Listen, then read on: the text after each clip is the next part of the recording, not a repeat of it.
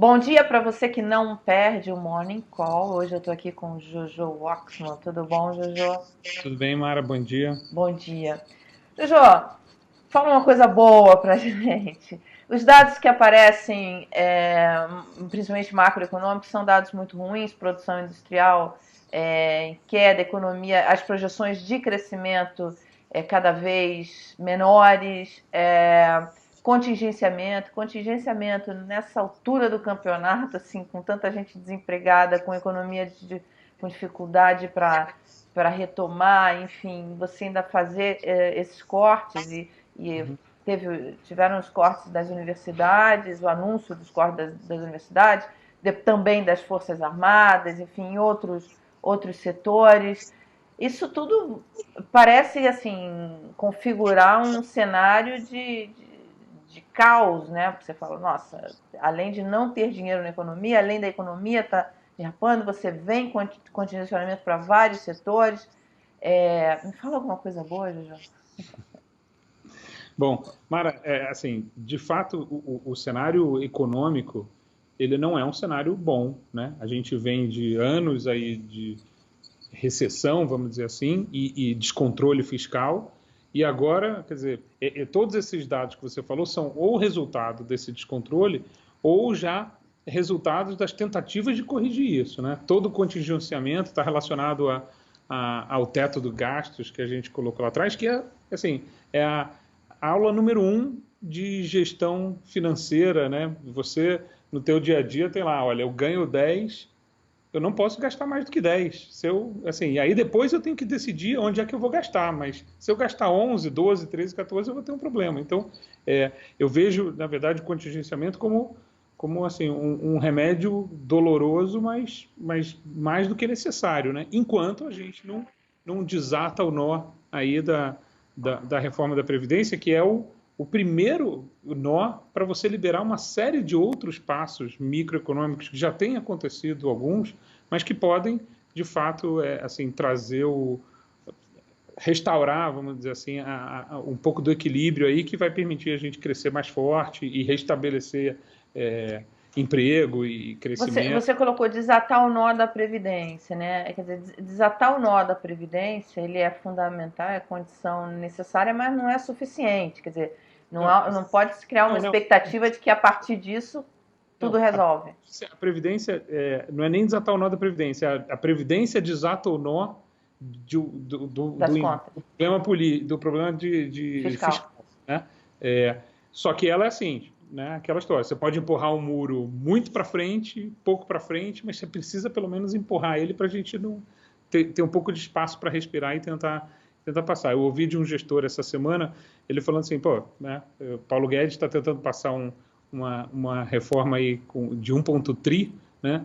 O mercado está trabalhando com um cenário onde deve ser aprovado alguma coisa aí em torno de 600 bi, e ok, esse é o vai levando, né? O mud through, que a gente chama, esse é o vai levando brasileiro, né? Ouvi isso também num evento essa semana de um cientista político que foi o primeiro a acertar, vamos dizer assim, a vitória do Bolsonaro ainda em 2017, e ele fala, olha, ele falou uma frase até que a gente já conversou aqui, ele falou, não mudou nada a minha opinião em relação a janeiro, né? Parece pior o ambiente político e tal, mas, na verdade, não mudou nada. Você tem um problema de aprovação, e essa aprovação não é uma aprovação fácil, e você tem estratégias aí, se você desidrata ela antes e vai com mais força para tentar votar, ou se você vai forçando ela grande o tempo todo, né? E isso tem a ver com a estratégia política do presidencialismo sem coalizão, né? A gente ficou acostumado aí anos do presidencialismo com coalizão, a gente tem um presidencialismo sem coalizão. Então, o governo ainda está tentando achar qual é a forma correta de passar isso. Mas se você comparar, eu lembro que a gente fez uma conversa matinal falando do Paulo Guedes na primeira tentativa na CCJ, que foi aquele Desastre. olha as reuniões dessa semana, ele parece, assim, está muito mais numa posição dele, talvez ser o coordenador político desse movimento, do que foi lá atrás. Então, né? Ou assim, a sinalização do governo voltando atrás e com a possível recriação de alguns ministérios, é um passo em direção a buscar um pouco dessa coalizão. É falar, olha, políticos, eu preciso de vocês no barco que vai ganhar, né? Para matar a ideia do nosso... a triste notícia da semana passada, que era o Paulinho falando que não vamos votar o que é bom para o país porque não quer reeleger o presidente. Então, o presidente está falando, gente, vem entrar no barco, né? Então, o mercado viu como uma boa notícia, o que parece um pouco uma coisa meio estranha, porque, assim, né? O Brasil elegeu o Bolsonaro para e contra o establishment, né? E contra a política corrente, né? E o mercado fica agora feliz de ver ele dando um passo em direção à política corrente, porque entende que é o que se precisa um pouco fazer para passar, entendeu? Vão ter dores no começo, né? Então, sim, você tem falado com investidores estrangeiros, enfim, analistas estrangeiros, como é que o Brasil, qual é a visão do mundo em relação ao Brasil?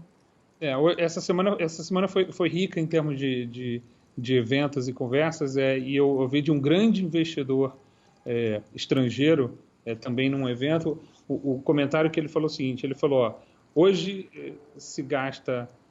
eu gasto tanto tempo analisando um Paraguai quanto eu gasto analisando o Brasil.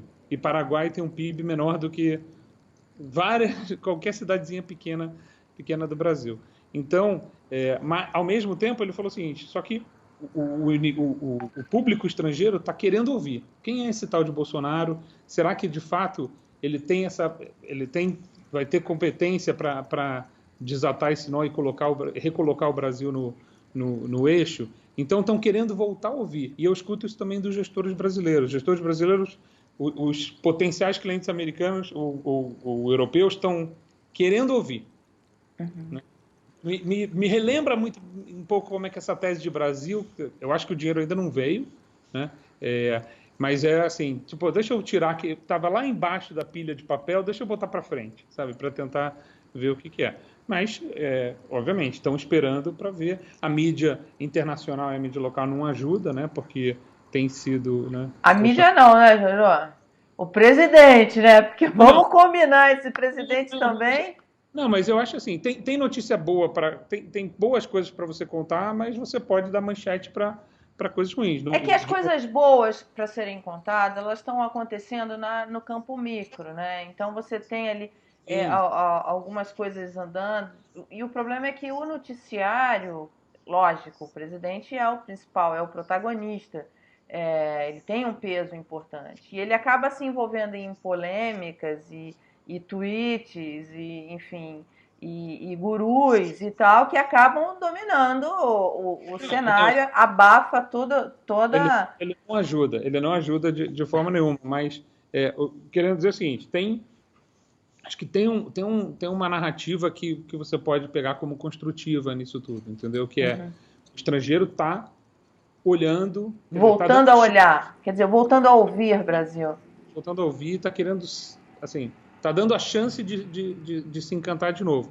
O investimento hoje é muito pouco e se você olhar o cenário lá fora, que a gente já falou isso aqui também, que no ano passado era um cenário de puxa, estamos indo para um cenário mais restritivo, de repente teve aquela guinada e voltamos a um cenário que é bom para o Brasil, né? Um cenário onde juros baixos, crescimento... assim, moderado e sustentado sem pressionar a inflação, né? Exatamente. E assim, o que isso significa? Investidores mundo afora procurando retorno, procurando oportunidade de investir. E aí você tem dois exemplos bons essa semana, né? O IPO lá fora do Uber é um sinal isso. O mercado continua essa notícia do IPO do Uber, que são 75 bi que eles estão captando, né, na bolsa, estreia vai ser feito hoje na Bolsa de Nova York, é um evento que deve chamar a atenção do mercado. Na pauta de hoje é um evento que deve se sobressair, né? Mas eu acho assim, para mim o melhor sinal olha, o mercado está funcionando, está líquido, está buscando oportunidade, né?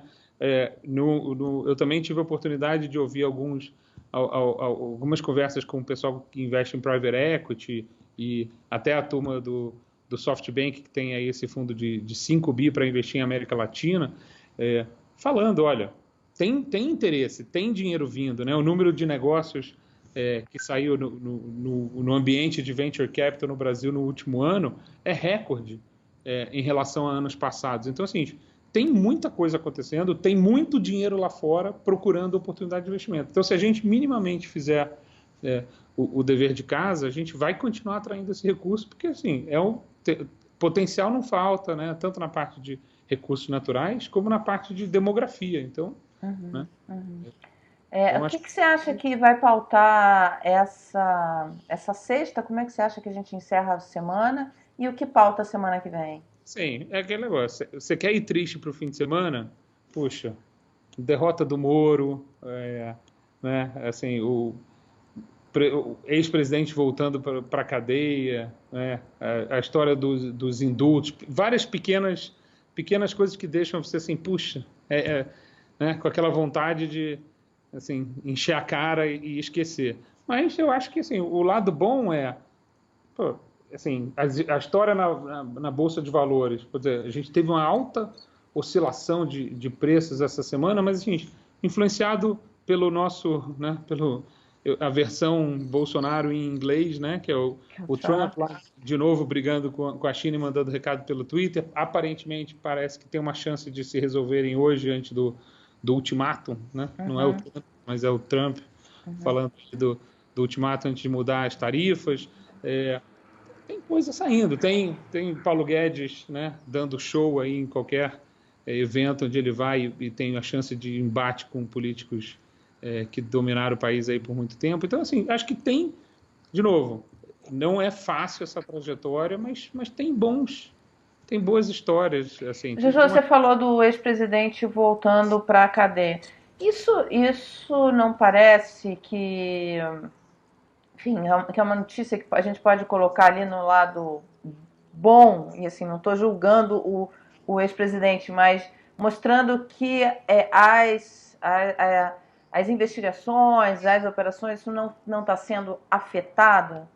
Não, quer dizer, de novo, sem julgamento de valor, eu não estava nem falando da prisão, mas é assim, voltando, significa que ele estava lá, aí saiu, aí, né? Assim, esvaziamento da Lava Jato versus não esvaziamento, quer dizer, Porque esse é um ponto importante, né? Essa questão do esvaziamento ou não, não só da Lava Jato, mas enfim, de que as instituições continuem funcionando para apuração, né? Para, enfim, combate à corrupção. Não, tem, assim, existe um processo natural que eu acho que o cansar um pouco, né? E, assim, a Operação Mãos Limpas na Itália viu isso, né? Chegou uma hora que a população cansou daquilo, né? E terminou aquele ímpeto. Eu espero que no Brasil isso não aconteça, né? Mas, assim, você vê sinais onde o embate político às vezes ganha. A história, né? Assim, a própria fragilidade do Moro com algumas com derrotas. Com o COAF, né? E para a semana que vem, quer dizer, é esperado uma manifestação dos estudantes. Quer dizer, você tem hoje uma deterioração econômica muito forte, muita gente desempregada há muito tempo, você tem cada vez menos recursos ali na economia. Isso pode, quer dizer, essa ida dos estudantes para a rua, enfim, pode ser um catalisador para movimentos sociais que ainda não aconteceram. Assim, você teve lá atrás algumas coisas, mas dado a situação tão ruim, né, sem a abertura de vaga, principalmente emprego. Eu acho que emprego é um dado, é um ponto muito importante. Eu, honestamente, assim, a leitura que eu tenho do movimento estudantil é o seguinte: ele ficou tão politizado na mão, né, como parte da máquina que se construiu aí nos últimos anos de poder do poder anterior ao Bolsonaro. Do PT. Do PT, que, assim, para mim aquilo ali perdeu a legitimidade de ser, de fato, um movimento. Para mim não é um movimento estudantil, é mais um da turma das mortadelas, sabe? Sendo levados, manipulados de um lado para o outro, políticos esquisitos tentando tentando aparecer e sobressair ali. Eu não vejo assim, puxa, é um movimento espontâneo, genuíno, vindo da, sabe, né? Assim, que pode fazer algum tipo de mudança, né? E até porque eu acho que assim, você tem toda essa situação econômica ruim, mas, né? E a gente vê assim, a popularidade do Bolsonaro tá caindo, mas ela ainda, né? Ela ainda é melhor do que pior, né? Então, que a gente se você só lê a manchete, né? A manchete ruim, que é tem gente perdendo, você não, né? Mesmo comparando com outros presidentes nos primeiros meses de mandato, então acho que a gente ainda não está numa, olha, puxa, o povo vai para a rua para reivindicar, entendeu? Eu ainda vejo aqui como uma manchete E você secundária. tem a oposição muito desarticulada também, né? Muito perdida. A oposição mais articulada que você tem está dentro do próprio governo, né? O próprio governo fazendo oposição a ele mesmo.